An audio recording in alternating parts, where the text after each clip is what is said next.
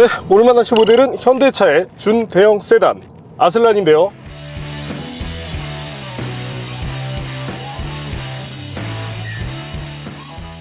현대차는 아슬란에 대해서 프리미엄 컴포트 세단이라고 명명을 하고 있죠. 과연 그런 아슬란이 그랜저 대비 어떤 장점들을 갖고 있는지 잠시 함께 느껴보시겠습니다.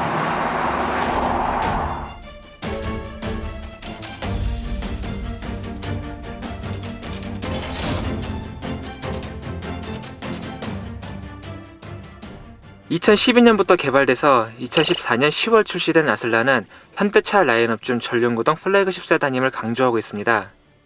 정확히 토요타 아발론이나 닛산 맥시마 등과 경쟁하는 모델이기도 합니다. 하지만 판매량이 신통치 않아서일까요? 얼마 전에는 판매 가격이 하락되기도 했습니다. 디자인적으로는 현대차의 플루이딕 스컬프처 2.0 디자인 특징이 적용됐습니다. 제네시스, 소나타에 이어 세 번째로 적용된 것이라고 하네요. 전면부는 세로 형태의 그릴을 중심으로 날카롭게 다듬은 헤드램프와 LED 안개 등으로 새로운 분위기를 만들어내고 있습니다. 각각의 구성은 공격적이지만 조합해 놓으니 다소 보수적인 이미지를 갖는다는 점이 재미있습니다. 측면부는 간결한 면 처리를 통해 안정적이고 길어 보이도록 유도했습니다. 휠은 18인치부터 19인치까지 준비됩니다.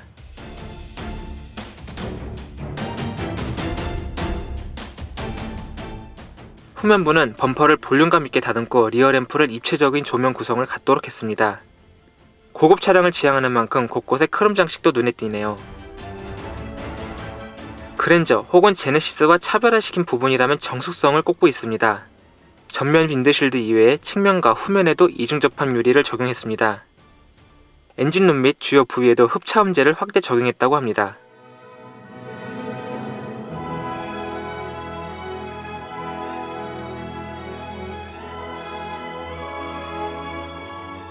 실내 분위기는 소나타를 연상시킵니다. 한번 비교해볼까요? 육각형의 센터페시아 구성과 기어레버 주위 역시 비슷한 분위기를 냅니다. 대신 스티어링 휠은 제네시스와 유사한 모습이고 도어 패널은 그랜저의 것을 유지한 듯합니다.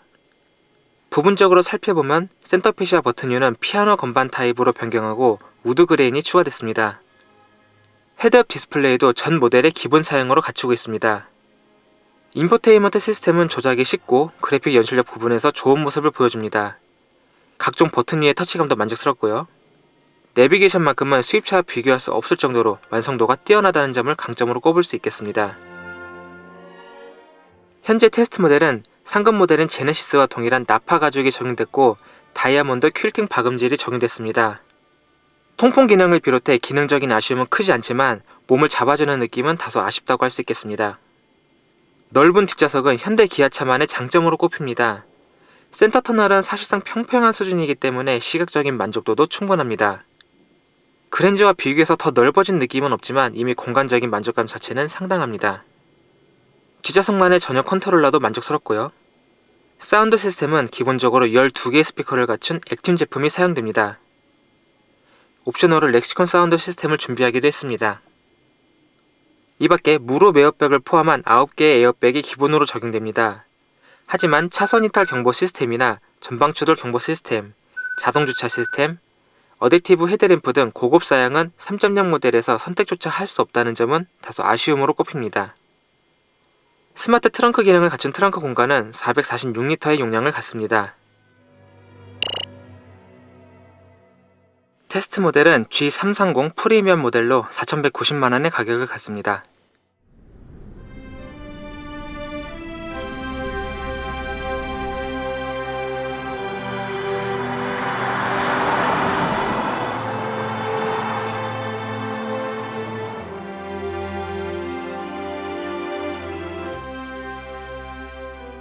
네, 아슬란에는 3.0 GDI 엔진 그리고 3.3 이렇게 두 가지 타입의 엔진이 얹히고 있는데요. 출력만 하더라도 270마력 또한 현재 사양은 294마력이기 때문에 어떤 그 출력을 뽑아내는 부분에 있어서는 충분히 잘 해낸다고 할 수 있겠습니다. 그럼 지금부터 현대 아슬란과 함께 달려볼 텐데요. 임시적으로 주행 안전장치를 한번 해제를 시켜보고요. 주행 모드는 에코노멀, 스포트, 그 가운데 스포트 모드에 넣고 달려보겠습니다. 변속기는 D레인지를 기초로 임의적으로 수동 모드를 잠시 활용을 한번 해보죠.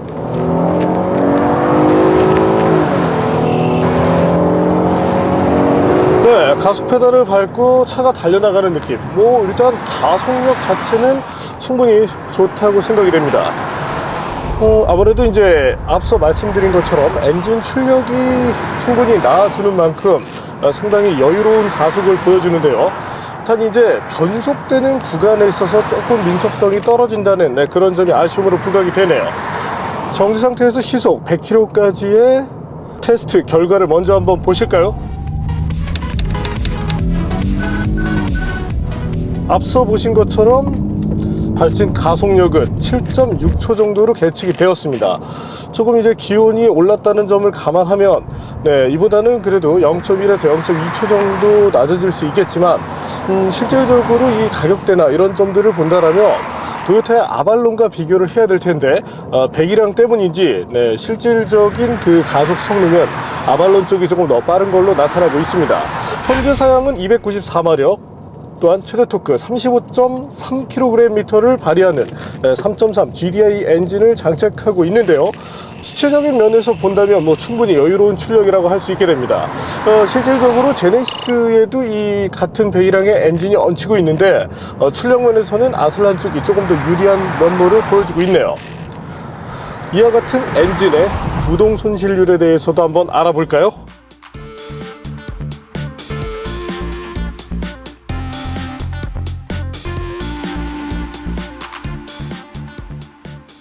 아무래도 자동 변속기가 들어갔다는 점을 감안하면 출력 부분이 소폭 좀 낮아지긴 했지만 그럼에도 불구하고 이 정도의 실질 구동 출력이라면 주행을 하는 데 있어서 부족하지 않은 정도의 수준이라고 할 수 있겠습니다. 사실 엔진 쪽으로는 별로 나무랄 부분이 없는 것이 MVH 쪽에서도 충분히 잘 해내고 있고 중속 이후 출력을 끌어내는 부분에서도 아쉬움이 없습니다. 덕분에 고속 레인지까지 상당히 쉽게 오르내린다는 점이 장점으로 부각이 되죠. 안정감 부분에 있어서 아주 뛰어난 편은 아닌데요. 아무래도 컴포트 중심의 서스펜션 셋업을 취하다 보니까 차가 조금 이렇게 좀 단단하게 붙어가는 맛을 보여주는 것이 아니라 조금 출렁대는 그로 인해서 조금 아쉬움을 주는 경향이 있습니다. 단 이제 이 차의 어떤 그 소비자층을 감안해서 바라본다라면 그래도 그와 같은 레인지를 달리실 분들은 거의 없을 것으로 전망이 되기 때문에 큰 단점이라고 보지 않아도 무방하지 않을까 이렇게 생각이 됩니다. 반면에 이 변속기 부분에 대해서는 조금 아쉬움이 드는데요. 어떤 자동 변속기로서는 무난한 면모를 보여주고 있는데 좀 변속 시간 부분에 있어서 조금 더디다는 느낌을 보여줍니다.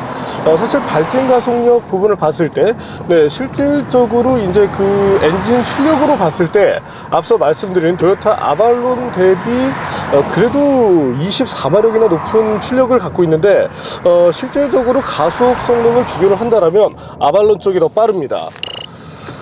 물론 배기량의 영향이라고도 할 수 있겠지만 그래도 실질적으로 제조사의 그 세팅 값을 감안한다라면 변속기 쪽에서 조금 잃고 있는 이런 시간이 좀 많지 않나 이렇게 생각이 되네요.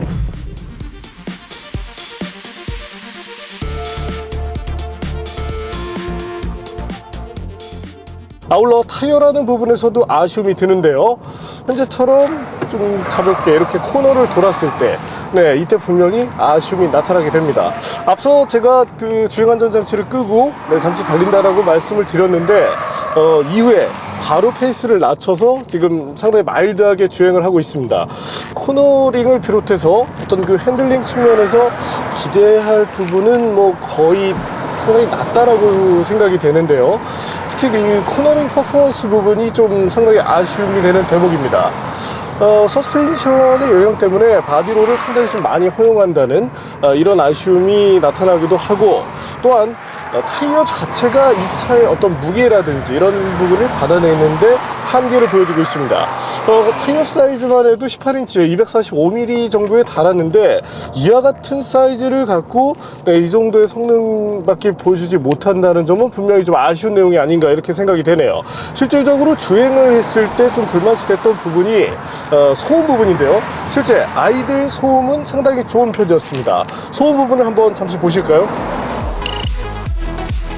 네, 앞서 보신 것처럼 아이들 소음 자체는 뭐 정말 수입산 대형 세단과 비교해도 좋을 만큼 뛰어난 면모를 보여주고 있습니다. 물론 차음유리 등도 이중 차음유리도 분명히 도움을 줬겠죠. 반면에 이제 실제 주행이 시작됐을 때 그렇게 아주 조용하다라는 느낌이 들진 않는데 실질적으로 계측기상에서는 상당히 조용한 이런 면모가 비춰졌습니다만 아쉽게도 로드 노이즈가 상당히 강하게 부각이 되었습니다. 이유를 꼽는다라면 역시나 그 타이어 쪽을 원인으로 좀 지목을 하고 싶은데요. 앞서 그 그립 부분에서도 아쉬움을 보였지만 소음 부분에서도 아주 이상적인 면모를 보여주고 있지는 못하다고 생각이 됩니다. 네, 현재 장착되어 있는 타이어는 노블 2, 상당히 유명한 타이어죠. 이런 타이어가 장착이 되어 있는데 이 타이어가 사실 이슈도 많았었습니다. 네, 특히나 이제 소음 이슈로 인해서 현대차가 제네시스에 장착되어 있는 타이어를 모두 교체해주는 정말 그 근래 보기 드문 그런 서비스까지 해줬는데 아슬란 역시 고급차죠. 그런 점들을 감안한다면 사실 그와 같은 혜택이 아슬란의 소비자에게도 돌아가야 되지 않을까 이렇게 생각이 됩니다. 물론 비용적인 부분에서 현대차가 약간 부담이 있을 수 있겠지만 그래도 그랜저 이상의 탑 모델로서의 포지셔닝을 했다라면 그만한 서비스를 해주는 것 역시 맞지 않나 이렇게 생각이 됩니다. 실질적으로 차를 타면서 느껴질 어떤 그런 감성적인 부분으로 본다라면 그랜저 이상의 능력을 전혀 보여주고 있지 못합니다. 서스펜션이 부드러워서 승차감 자체는 좋은 것 같지만 의외로 작은 진동을 상당히 크게 캐빈에 넘겨준다는 아쉬움마저도 비춰지게 되네요. 거기에 뒷좌석에 승객이 탑승해서 리어 서스펜션이 이제 살짝 눌리거나 하게 되겠죠. 이때 승차감에 대한 이 훼손이 더 커지기 때문에 실질적으로 지금 세대에 맞는 그런 기술이 적용됐다라고는 생각이 되지 않습니다. 어떤 부가적인 옵션이라는 부분에서 차별화를 꾀한 것은 사실인데 상당히 좀 고전적인 수법이라고 할 수 있게 되겠죠. 이런 점들을 감안해서 바라본다라면 가격 등등 차라리 그랜저를 선택하는 것이 더 합리적인 선택이라고 할 수 있게 되겠네요. 실질적으로 시장에서 아슬란이 상당히 외면을 받고 있고 판매와 동시에 거의 대대적인 그 할인에 들어가 있는 것이 사실입니다. 하위 트림 같은 경우는 얼마 전에 가격을 낮추기도 했죠. 사실상 현대차에서 이렇게 실패하는 모델이 나오기도 힘든데 아슬란만큼은 정말 좀 여러가지 측면에서 좀 아쉬움이 있다라고 생각이 되네요. 차라리 새로운 차인 것처럼 내놓기보다는 그랜저의 어떤 그 파생 트림 정도로서 고급화를 취하든지 아니면 이제 막바지에 이른 그랜저의 그 파이널 페이스리프트 버전 정도로 선보여 주었다라면 좋았을 텐데 억지스럽게 옵션을 넣어놓고 가격을 올리면서 시장에 외면을 당했다는 점. 어찌 보면은 이 차는 그 기존 이제 현대차의 고위층 임원들의 그 수준을 보여주고 있는 그런 좀 대표적인 모델이 아닐까 이렇게 생각이 됩니다. 실질적으로 국내 소비자들의 지금 수준을 상당히 따라가지 못하는 모습을 보여준다는 것 역시 큰 아쉬움이라고 할 수 있겠네요. 그랜저와 한 번 더 비교를 해볼까요? 차체 사이즈 면에서 길이 부분만 5cm 긴 정도이고 나머지 부분은 사실상 같습니다. 몇몇 구성 요소, 디자인적인 요소들이 바뀌긴 했지만 이미 소개되어 있는 현대차의 다른 모델들과 겹치는 그런 부분들이 상당히 많습니다. 이런 점들을 감안해서 바라본다라면 과연 이 가격대를 주고 특히나 탑 모델 같은 경우가 거의 5천만 원에 육박을 하고 있는데 여러가지 측면으로 본다라면 차라리 렉서스의 ES 쪽으로 옮겨가시는 것이 더 합리적인 선택이라고 할 수 있게 됩니다. 아무래도 브랜드 밸류라는 면에서의 차이도 크고 실질적으로 파워트레인에 대한 어떤 그 기술적인 면에서 비교를 하더라도 ES300H 쪽이 더 우위에 서기 때문이죠. 실질적으로 입문형 트림이라 하더라도 저라면 차라리 제네시스를 살 것 같습니다. 어딘지 모르게 튀는 서스펜션, 떨어지는 안정감, 차라리 연비를 일부 포기하고 제네시스로 옮겨가는 것이 그레이드상으로도 높고 밸류를 추구하는 부분에서도 더 낫다라고 생각이 됩니다. 단지 앞으로 조금 더 빠른 것, 네, 제네시스보다는 빠릅니다. 하지만 이 차를 타는 소비자가 단지 조금 더 나은 달리기 성능을 위해서 아슬란을 선택하지는 않겠죠. 정말 아쉬운 그런 실패작 중에 하나가 아슬란이 아닌가 이렇게 생각이 되네요. 네, 제동 성능에 대해서도 한번 알아볼까요? 네, 39m를 상회하는 것으로 나타났습니다. 이후에 테스트가 반복되면서 한 3회 정도 만에 41m를 넘어서게 되는데 지속적인 이 레고 부분에 대해서는 분명히 좀 아쉬움을 주고 있다고 할 수 있겠네요. 물론 이 차의 컨셉이라든지 실제 소비자층에게는 크게 중요하지 않은 부분이 될 수 있겠지만 최근 그 현대 기아차를 타보면 그 브레이크 쪽에서도 어느 정도 좀 노력한 흔적들을 보여주는데 아슬란은 그 기존 그랜저 이상의 것을 갖고 있지 못하다라는 아쉬움이 생깁니다. 물론 이제 강성적인 부분도 그렇고요. 네, 현대차가 아슬란을 뭐 좀 어떻게 하루빨리 뭔가 이 진짜 특단의 대책을 좀 세워서 재판매에 들어가야 되지 않을까 이렇게 생각이 됩니다. 아울러 그 현재 이제 이 테스트카를 그 업체 쪽에서 지금 제공을 받았는데요. 물론 현대차는 당연히 아닙니다. 현대차 홍보팀 같은 경우는 우호적인 그런 매체에는 차를 잘 제공을 해주죠. 네, 블로거들한테도 뭐 일주일씩 내줍니다. 하지만 네, 뭔가 이 단점 지적, 그 때문에 리스크가 있다고 생각하면 차를 주지 않죠. 때문에 휠 프로텍터를 네, 전문으로 판매하고 있는 이 회사 쪽에서 제공을 해줬는데 언뜻 보시기에 이런 것들이 눈에 거슬리실 수는 있지만 어쨌든 저희 입장에서는 상당히 감사를 드리고 싶네요. 네, 뭐 PPL 효과도 조금 있지 않을까 이렇게 생각이 되기도 하고요. 어쨌든 현대차가 네, 정확히는 현대차라기보다는 현대차 홍보팀이 조금 더 넓은 시야를 확보를 해서 자동차 업계 문화 발전에 이바지하는 그런 모습을 보여주면 좋지 않을까 이렇게 생각이 되네요.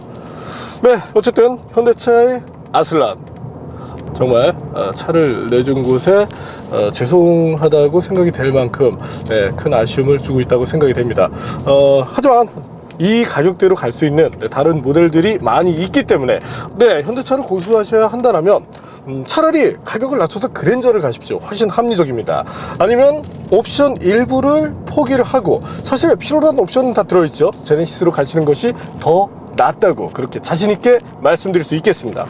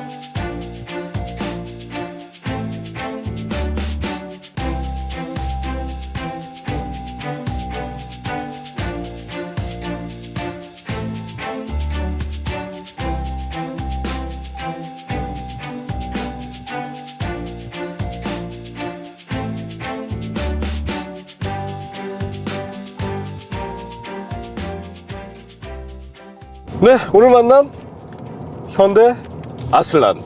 네, 사실 뭐 시장에서 어슬렁 혹은 뭐 아슬아슬하다 이런 뭐 얘기를 듣기도 하고 있는데 실질적으로 뭔가 상당히 좀 느슨한 그런 느낌이 많이 생깁니다. 차를 잘 아는 분들이 한번 시승을 해보고 나서 택하기는 좀 어려운 모델이라고 생각이 되고요. 하지만 법인에서도 뭔가 택하기는 좀 아쉬움이 있습니다. 네, 차라리 제네시스 엔트리급을 사는 것이 더 합리적이니까요. 실제적으로 렌터카 시장에 있어서도 아슬란은 거의 인기가 없죠. 심지어는 사고대차 모델로 네, 원하는 그런 소비자도 없다고 하네요. 차라리 그랜저가 더 인기가 많은 것이 현실이니까요. 네, 이런 시장 상황을 고려를 해서 현대차가 정말 그 최근 트렌드 네, 소비자 수준에 맞는 그런 차들을 하루빨리 좀 많이 선보여주면 좋지 않을까 이렇게 생각을 해봅니다. 네, 오늘은 현대차의 준대형 세단 그랜저 대비 옵션만 추가하고 가격을 대폭 올린 아슬란을 만나봤습니다.